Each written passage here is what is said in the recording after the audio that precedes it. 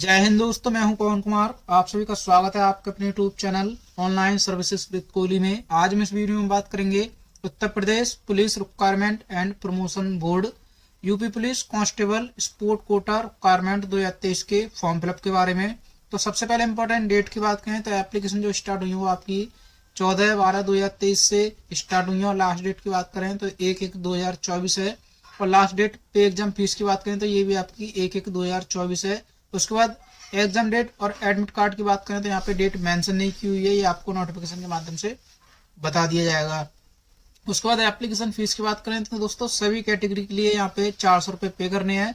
और पे की बात करें तो आप ई चालन और डेबिट कार्ड, क्रेडिट कार्ड और नेट बैंकिंग के माध्यम से आप पेमेंट कर सकते हैं।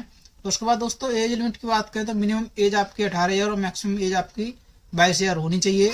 टोटल पोस्ट की बात करें तो आपकी जो पोस्ट है वो 546 पोस्ट हैं, जो कि दोस्तों ये कांस्टेबल स्पोर्ट कोटा की पोस्ट हैं। और ये यहाँ अगर एलिजिबिलिटी की बात करें तो आपके पास 10+2 intermediate exam in any recognised board in India with participate in national games, national championship, junior, senior, federation cup, national junior या फिर सीनियर, या फिर all India inter state championship senior, या फिर all India inter university tournament, या फिर world school games under 90, या फिर नेशनल स्कूल स्पोर्ट अंडर 90, या फिर all India police sport competition के आपके पास सर्टिफिकेट ये होना चाहिए, तो आप इसको अप्लाई कर सकते हैं। उसके बाद more eligibility detail read the notification. तो दोस्तों नोटिफिकेशन में आपको एक बार साइड आपको अच्छे से चेक कर लेनी है।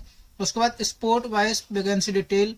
तो दोस्तों ये स्पोर्ट नेम है, यहाँ पे ये मेल के लिए और ये फीमेल के लिए यहाँ पे डेट मेंशन, पोस्ट जो है वो मेंशन की हुई है, ये आपको चेक कर लेना है। उसके बाद फिर दोस्तों थोड़ा सा नीचे आएंगे, यहाँ पे हाउ टू फिल के बारे में लिखा हुआ है, तो मैं भी आपको स्टेप बाय स्टेप बताऊंगा कि फॉर्म आपको कैसे फिल करना है। उसके बाद फिर आपको यहाँ पे थोड़ा सा और नीचे आना है, डाउनलोड नोटिफिकेशन। तो दोस्तों नोटिफिकेशन का लिंक मैं आपको डिस्क्रिप्शन बॉक्स में दे दूंगा, वहां से आप इसको अप्लाई कर सकते हैं। और अप्लाई की बात करें तो दोस्तों अप्लाई का भी लिंक मैं आपको डिस्क्रिप्शन बॉक्स में दे दूंगा, वहां से भी आप अप्लाई कर सकते हैं। तो अप्लाई करने के लिए दोस्तों क्लिक हियर पर क्लिक करना है। उसके बाद दोस्तों कुछ इस प्रकार इंटरफेस खुल जाएगा। तो दोस्तों सबसे पहले आपको यहाँ पे रजिस्ट्रेशन करना होगा। तो रजिस्ट्रेशन के लिए आपको न्यू यूजर रजिस्ट्रेशन पर आपको क्लिक करना है। उसके बाद दोस्तों कुछ इस प्रकार इंटरफेस खुल जाएगा। तो अब यहाँ पे आपको सबसे पहले मोबाइल नंबर जो आप रजिस्टर्ड करना चाहते हैं वो आपको यहाँ पे 10 डिजिट मोबाइल नंबर आपको फिल करना है। उसके बाद दोस्तों ये कैप्चा कोड है, ये कैप्चा कोड आपको यहाँ पे फिल करना है। उसके बाद दोस्तों log in with DigiLocker या फिर log in without DigiLocker. तो दोस्तों आप जिसके थ्रू करना चाहते हैं वो आपको यहाँ पे क्लिक करना है। अगर log in without DigiLocker के थ्रू करना चाहते हैं तो आपको इस पर क्लिक करना है। उसके बाद दोस्तों फिर आपको यहाँ पे एंटर ओटीपी। तो दोस्तों यहाँ पे आपको ओटीपी फिल करना है, जो आपके मोबाइल नंबर पर जो ओटीपी आया है वो आपको फिल करना है। उसके बाद फिर सबमिट पर क्लिक करना है। उसके बाद दोस्तों कुछ इस प्रकार इंटरफेस खुल जाओ। दोस्तों यहाँ पे आपको ये स्टेप कंप्लीट करने हैं। तो सबसे पहले आपको यहाँ पे पर्सनल डिटेल फिल करनी है। तो यहाँ पे आपको थोड़ा सा नीचे आना और यहाँ पे आपको फर्स्ट नेम फिल करना है, जो आपका नाम है या कैंडिडेट का नाम है अगर आप और किसी का फॉर्म फिलअप कर रहे हैं तो। उसके बाद फिर आपको यहाँ पे मिडिल नेम, अगर आपका मिडिल नेम है कुछ तो आप यहाँ पे फिल करेंगे, नहीं है तो आप इसको खाली छोड़ देंगे। उसके बाद फिर आपको लास्ट नेम फिल करना है, यहाँ पे आपका लास्ट नेम है तो फिल करेंगे, नहीं है तो आप इसको भी खाली छोड़ सकते हैं। उसके बाद फिर आपको फादर्स नेम फिल करना है, यहाँ पे आपको मदर्स नेम फिल करना है। उसके बाद जो आपकी डेट ऑफ बर्थ है वो डेट ऑफ बर्थ आपको सिलेक्ट करनी है। उसके बाद जो ईमेल आईडी है जो आप रजिस्टर्ड करना चाहते हैं वो ईमेल आईडी आपको यहाँ पे फिल करनी है। उसके बाद जो आपका जेंडर है फीमेल या मेल वो आपको यहाँ पे सिलेक्ट करना है। उसके बाद मैरिटल स्टेटस, आप मैरिड हैं या अनमैरिड हैं वो आपको सिलेक्ट करना है। उसके बाद जो आपकी कैटेगरी है वो आपको कैटेगरी सिलेक्ट करनी है। उसके बाद फिर आपको यहाँ पे आधार कार्ड नंबर आपको फिल करना है। उसके बाद दोस्तों आइडेंटिफिकेशन मार्क 1 और मार्क 2 में आपको यहाँ पे फिल करना होगा। तो कोई आपकी बॉडी पर कोई कट का निशान या तिल का निशान है तो वो दोनों में आपको यहाँ पे फिल करना होगा। उसके बाद फिर आपको नेक्स्ट पर क्लिक करना है। उसके बाद दोस्तों यहाँ पे आपको एड्रेस की डिटेल फिल करनी है। तो सबसे पहले आपको यहाँ पे करस्पॉन्डेंस एड्रेस फिल करना है। तो करस्पॉन्डेंस एड्रेस में दोस्तों यहाँ पे आपको हाउस नंबर, स्ट्रीट या विलेज नेम आपको यहाँ पे आपको कंप्लीट एड्रेस फिल करना है। उसके बाद फिर जो आपका स्टेट है वो आपको स्टेट सिलेक्ट करना है, यहाँ पे आपको डिस्ट्रिक्ट सिलेक्ट करनी है। उसके बाद पोस्ट ऑफिस नेम आपको फिल करना है। उसके बाद यहाँ पे आपको पुलिस स्टेशन नेम आपको फिल करना है और जो आपके एरिया का पिन कोड है वो पिन कोड आपको यहाँ पे फिल करना है। उसके बाद दोस्तों फिर आपको यहाँ पे परमानेंट एड्रेस फिल करना है। तो अगर आपका करस्पॉन्डेंस एड्रेस और परमानेंट एड्रेस अगर अलग अलग है तो आप अलग अलग फिल कर सकते हैं। अगर आपका सेम है तो दोस्तों यहाँ पे आपको यस पर क्लिक करना है। जैसे आप यस पर क्लिक करेंगे ये एड्रेस ऑटोमेटिक फिल हो जाएगा। उसके बाद फिर आपको नेक्स्ट पर क्लिक करना है। उसके बाद दोस्तों नेक्स्ट पर क्लिक करने के बाद अब आपको यहाँ पे अदर इन्फॉर्मेशन फिल करनी है। तो यहाँ पे पूछ रहा है दोस्तों are you domicile of UP. अगर आपका डोमिसाइल यूपी का है तो आपको यस करना है। उसके बाद आर यू गवर्नमेंट एम्प्लॉय, अगर आप गवर्नमेंट एम्प्लॉय हैं तो यस करेंगे, नहीं है तो नो पर क्लिक करेंगे। उसके बाद दोस्तों do you belong to economically weaker section, अगर आप ईडब्ल्यूएस से हैं तो आप यहाँ पे यस करेंगे, नहीं है तो नो पर क्लिक करेंगे। उसके बाद आर यू एक्स सर्विसमैन, अगर आप एक्स सर्विसमैन हैं तो यस करेंगे, नहीं है तो नो पर क्लिक करेंगे। उसके बाद do you have any criminal case file against you, अगर आपके ऊपर कोई आपराधिक मामला दर्ज हुआ है तो आप यहाँ पर यस करेंगे, नहीं हुआ है तो आप नो पर क्लिक करेंगे। उसके बाद फिर आपको नेक्स्ट पर क्लिक करना है। उसके बाद दोस्तों फिर आपको यहाँ पे एजुकेशन की डिटेल फिल करनी है। तो सबसे पहले दोस्तों आपको एजुकेशन की डिटेल फिल करने के लिए यहाँ पे आपको 10th और इक्विवेलेंट 10वीं या फिर इसके समकक्ष में आपको डिटेल्स फिल करनी है। तो सबसे पहले आपको 10th की डिटेल फिल करनी है। यहाँ पे आपका जो बोर्ड नेम है वो आपको बोर्ड नेम सिलेक्ट करना है। उसके बाद ईयर ऑफ पासिंग आपको सिलेक्ट करनी है, जो आपकी ईयर ऑफ पासिंग है। उसके बाद रोल नंबर आपको फिल करना है यहाँ पे। उसके बाद दोस्तों परसेंटेज ऑफ मार्क, तो यहाँ पे आपको परसेंटेज फिल करनी है। उसके बाद फिर दोस्तों इंटरमीडिएट की डिटेल फिल करनी है। तो इंटरमीडिएट की दोस्तों यहाँ पे फिर से आपको बोर्ड नेम सिलेक्ट करना है, यहाँ पे आपको ईयर ऑफ पासिंग सिलेक्ट करनी है, यहाँ पे रोल नंबर फिल करना है, यहाँ पे आपको परसेंटेज फिल करनी है। उसके बाद दोस्तों फिर डिग्री, तो दोस्तों अगर आपके पास कोई डिग्री है तो वो डिग्री भी आप यहाँ पे फिल कर सकते हैं। उसके बाद फिर आपको यहाँ पे कॉलेज नेम या यूनिवर्सिटी नेम आप यहाँ पे फिल करेंगे। उसके बाद ईयर ऑफ पासिंग सिलेक्ट करेंगे, यहाँ पे आपको रोल नंबर फिल करना है, यहाँ पे आपको परसेंटेज फिल करनी है। उसके बाद फिर आपको नेक्स्ट पर क्लिक करना है। उसके बाद दोस्तों यहाँ पे आपको फाइल अपलोड, तो दोस्तों यहाँ पे आपको डॉक्यूमेंट अपलोड करने हैं। तो सबसे पहले दोस्तों आपको यहाँ पे रिसेंट फोटो, तो आपको फोटो अपलोड करना है। तो फोटो आपको चूज फाइल पर क्लिक करके जो आपका फोटो है वो आपको सिलेक्ट करना है। सिलेक्ट करने के बाद आपका इस प्रकार यहाँ पे शो हो जाएगा। इसी प्रकार आपको दोस्तों फिर आपको सिग्नेचर अपलोड करना है। तो सिग्नेचर के लिए भी आपको चूज फाइल पर क्लिक करना है, फाइल सिलेक्ट कर लेनी है, तो ये भी आपकी शो हो जाएगी। उसके बाद दोस्तों अपलोड आधार, तो दोस्तों अब यहाँ पे आपको आधार कार्ड की फाइल जो है वो आपको सिलेक्ट करनी है, जो कि ये जेपीजी फॉर्मेट में होनी चाहिए। और दोस्तों यहाँ पे भी लिखा हुआ है जैसे डिटेल ऑफ मैट्रिकुलेशन, तो यहाँ पे जो 10th का सर्टिफिकेट है, जो मार्कशीट है, उसका पीडीएफ फॉर्मेट में होना चाहिए और 200 KB तक होना चाहिए। तो दोस्तों इसके बारे में यहाँ पे ये डिटेल लिखी हुई है, ये आपको अपने हिसाब आपको ये पढ़ लेनी है। उसके बाद दोस्तों फिर यहाँ पे मैट्रिकुलेशन की बात करें तो यहाँ पे 10th की, तो यहाँ पे आपको चूज फाइल पर क्लिक करना है, ये पीडीएफ फॉर्मेट में होना चाहिए जब भी आपका ये अपलोड होगा। उसके बाद इंटरमीडिएट की बात करें तो दोस्तों ये भी आपका पीडीएफ फॉर्मेट में होगा, तो चूज फाइल पर क्लिक करके आपको सिलेक्ट कर लेनी है फाइल।